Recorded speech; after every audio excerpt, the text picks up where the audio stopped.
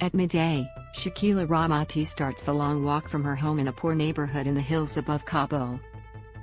Along the way, other women quietly join the journey.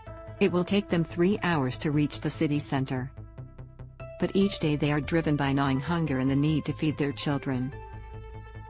Their destination is a bakery, one of many in Kabul where crowds of women have started gathering in the late afternoons, patiently waiting for customers who might give them some bread. Read more. Beijing announces new drills as U.S. delegation visits Taiwan. Sometimes we eat dinner, sometimes we don't, Rahmati says. The situation has been bad for 3 years, but this last year was the worst. My husband tried to go to Iran to work but he was deported. The United Nations says that nearly half of the country faces acute hunger. According to a May report by the International Rescue Committee, IRC, 43% of Afghanistan's population is living on less than one meal a day, with 90% of Afghans surveyed reporting food as their primary need. They're sobering statistics that encapsulate the first year back under Taliban rule, with the nation isolated and increasingly impoverished. As the US and its allies left the country, they imposed sanctions, froze $9 billion $12.8 billion in central bank funds, and halted the foreign aid that once constituted nearly 80% of Afghanistan's annual budget. Read more. British regulator first to approve Moderna's Omicron targeting COVID-19 booster outside the Foreign Ministry. A large mural, one of the few written in English, trumpets the Taliban government's official stance. The Islamic Emirate of Afghanistan wants positive and peaceful relationships with the world, it reads. Yet, after a year of governing, the Taliban has yet to be recognized by a single country in the world, with international funding still largely frozen. One of the main issues for Western countries has been the new government's marginalization of minorities and women, which includes a de facto ban on secondary education for girls. Repeated promises from the Taliban to allow girls to return to school have yet to be honored. In late June, the Taliban's supreme leader, Hibatullah Akhundzada, pushed back against international pressure, saying Afghanistan would make its own rules.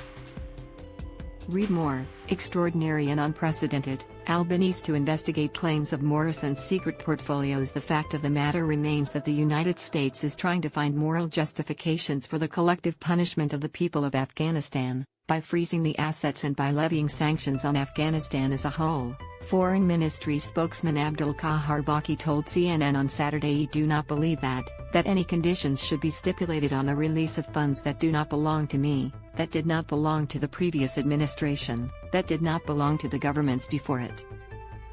This is the collective money of the people of Afghanistan. Amid fears of a full-fledged famine last winter, the U.S., through the World Bank, released more than $1 billion $1.4 billion, in aid funding. That's an example of an area where we're going to want to continue to have pragmatic dialogue with the Taliban, a senior State Department official told CNN.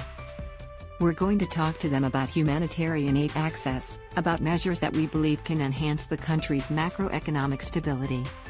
Read more. Law graduate faces possible prison sentence for Rottnest Island rape, but a growing chorus of aid workers and economists say it's not enough and that the continued freeze of Afghanistan's funds is having a devastating effect. This is a message that no one wants to hear, Vicky Aiken, the International Rescue Committee's country director in Afghanistan, told CNN. These policies are putting women at risk here. In the name of feminist policies, we are seeing women die of hunger.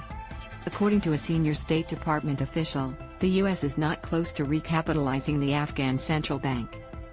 Although there have been discussions on the matter, the official said they still have deep concerns about the assets potentially being diverted to terrorism. We do not have confidence that institution has the safeguards and monitoring in place to manage assets responsibly and inclusively, they said.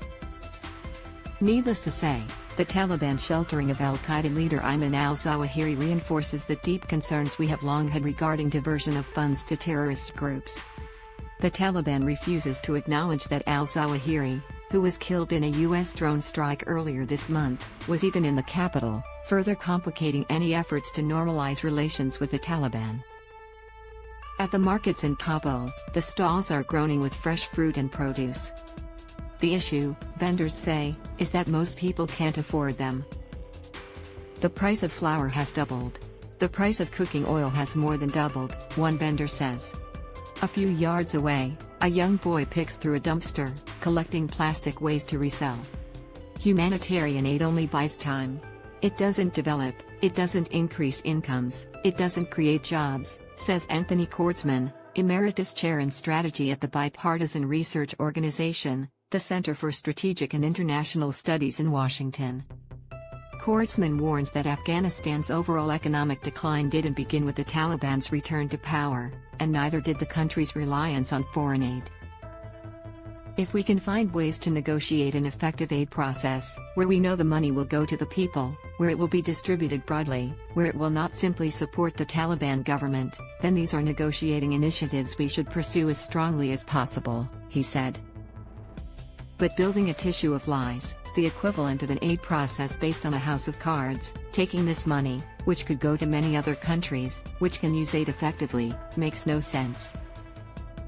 As Kabul's nights begin to cool and its days grow shorter, the fear among humanitarian workers is that this winter will be even worse than the last.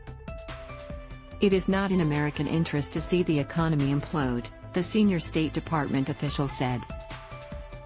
We acknowledge that the humanitarian crisis remains serious and dire.